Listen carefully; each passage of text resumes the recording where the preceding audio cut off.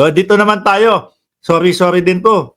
Sabi sa inyo, bumabaha ho ng sorry. No? Dito naman tayo.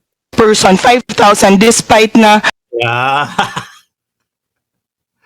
Talaga ho, simula umpisa, hanggang dulo yata, may mga nagsusorry, mga kababayan. Okay, eto muna tayo. I asked you a question a moment ago, and your lawyer conferred with you. So I agreed with what your lawyer said, and your lawyer said that it's just a matter of oversight, and you're willing to apologize. So please do it now.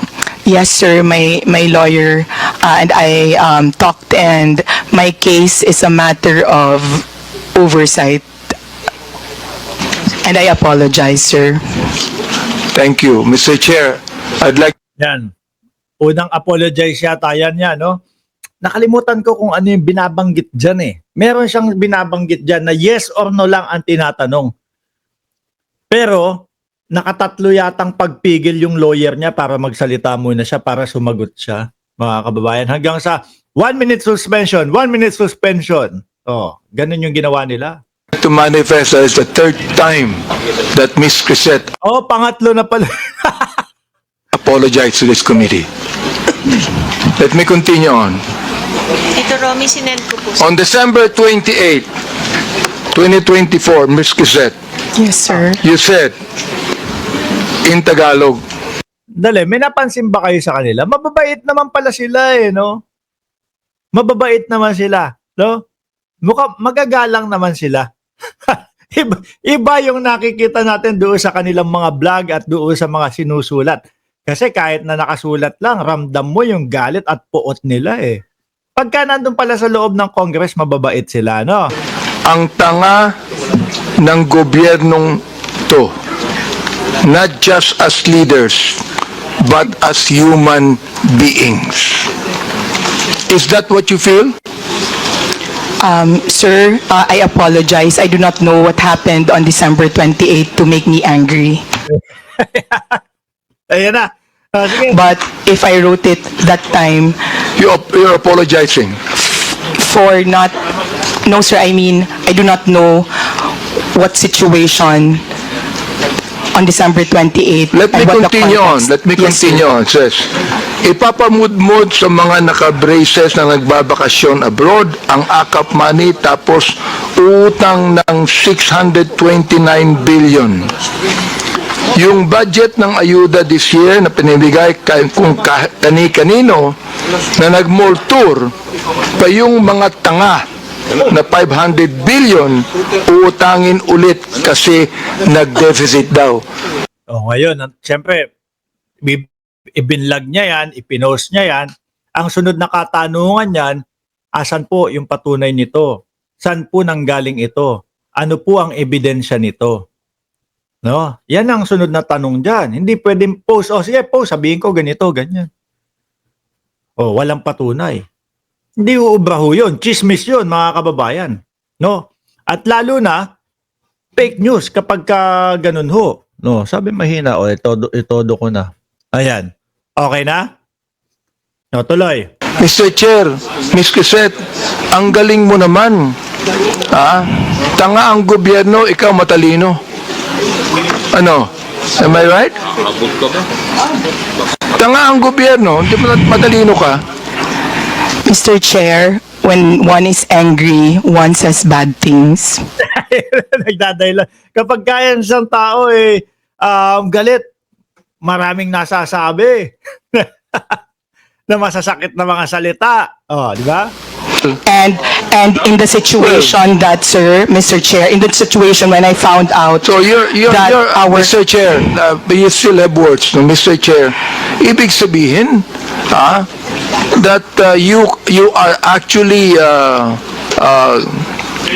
telling your anger to your followers, your anger. Some Yung galit mo. kung nakuha yung anger na yan, I mean, do you have the facts? Do you have the information? Do you have the documents? Mr. Chair? Sir, nasa news po na uutang tayo this year and last year. Well, Sir, sir, please, Mr. Chair, kaya ako nagalit kasi may nakita akong nakaakap, na nakabrace, tapos, sir, I am not laying it on the congressman. I am laying it on the person Yun pala, may nakita daw siya. Siguro dumaan sa kanyang TikTok na naka-brace tapos tumatanggap ng akap. who gave that person 5,000 despite na, sir, kasi taxpayer kami. Masakit, sir, na makikita namin na Ms. Quezet, may I ask you the question, how much taxes did you pay? And I will tell you how much tax I paid. sir, Ang katwiran mo, you're a taxpayer. Bakit? Anong palagay mo sa akin, di taxpayer? sir, hindi naman po kayo yung sinasabihan. Ano pala sila? Kumakain din pala. Sira ulo to Tumahimik ka dyan. Hindi totoo yan. Kumakain din pala sila ng upo. Marunong pala silang mangupo. Oh. Ko ng tanga, Mr. Chair. Kaya It was tinatanong the kita, Mr. process Chair. of distributing the Mr. Chair, akap. tinatanong kita kung saan mo kinuha ito. Sa news mo lang pala kinuha eh. Wala kang documents. You cannot even tell me if you're telling facts or truth. Ano man lang ang ginawa nila, sa news ko po kinuha yan sir. Ni-record nila. Kagaya ho, kung sakali ho, na isa ako sa mapatawag dyan sa Tricom, mga bossing. Dala-dala ko tong laptop ko. Bakit ho? Lahat ho ng binablog namin dito, nakasave po dito. Ano to? Ano ba pangalan? Nitro 5. 1 terabyte. Fully paid. Diba? Nakasave lahat ho dito. Mark, bakit mo nasabi yung ganito, ganyan na vlog mo doon? Ano pinagbasihan mo? Ito po, ipe-play ko na lang po yung video at ipe-play ko yung pinagbasihan ko diyan. Meron. Diba? Kahit na galing sa news, may ipapakita ka. Ngayon, tatanungin nila, bakit nyo ibinalita ito? Ngayon tuloy, si Crisette ay naniwala. Lipat na doon. Diba? Lipat na doon sa nagbalita. Pero kung sasabihin, sa news po, napanood ko po ganito, saan yung news, nasaan balita, saang istasyon yan. Kung walang masasabi, wala po, hindi papaniwalaan din ho yan. Sir, nasa news po kasi sasabihin na mo, tanga ang mag-uutang gobyerno. tayo.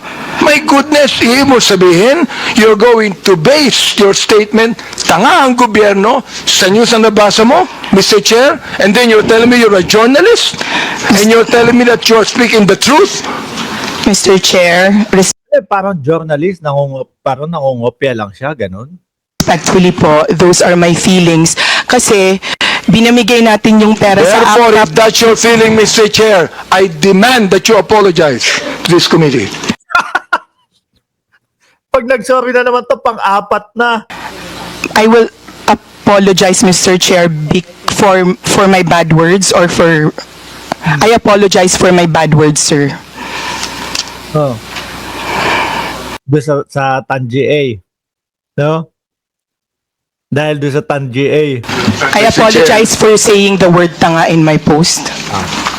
Maraming salamat, Mr. Chair, for Sabi ni Chona Baluyot, akala ko ba, di nanghihimasok ang ICC sa politics. Pag-uusapan po natin yan. Kasama po dito yan sa ating tatalakayin, mga bossing. admitting that, no? Siguro naman, makikita mo naman ang gobyerno, sasabihin mo mga tanga kami, siguro, Patakbuhin. Di ba? Siya ang patakbuhin na maging congressman. Ang tanong ay kung mananalo. Di ba? Total, nasasabi nila na TAN-GA o tanga ang gobyerno ng Pilipinas. Kailangan tumakbo sila kung alam nila yung mga solusyon para sa bansa natin. pinapalagay mo, alam mo sa akin, Mr. Chair, ang pinapalagay ni Ms. Quezet, yung audience niya, mga tanga eh. Yun ang pinapalagay mo.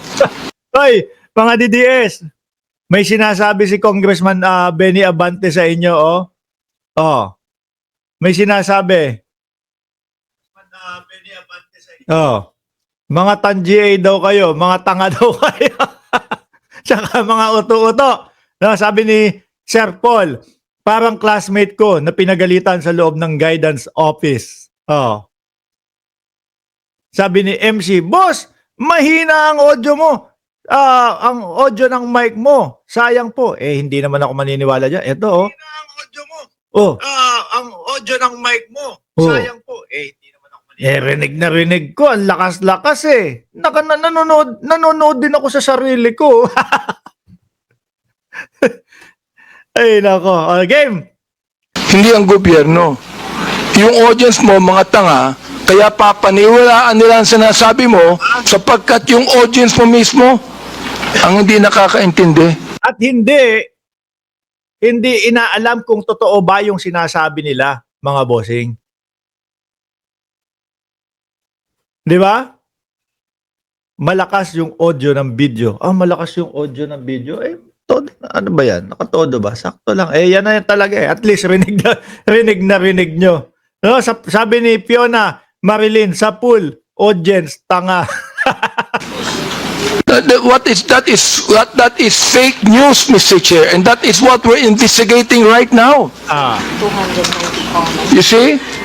I hope that you understand that, Mr. Chair. Ms. Quezet, do you understand what I'm trying to say? Ikaw, nandito sa akin yung mga sinabi mo tungkol sa amin, ha? Hindi ako sumagot dyan, eh. Hindi ko na kinakailangan pang i-belabor yan. Ha? So, anyway, Mr. Chair, nakita ko naman na Ms. Quezet is now apologetic to what she said. Hindi na hinintay yung pang-apat. Pero bumabaha, Bumabaha ng sorry, mga bossing.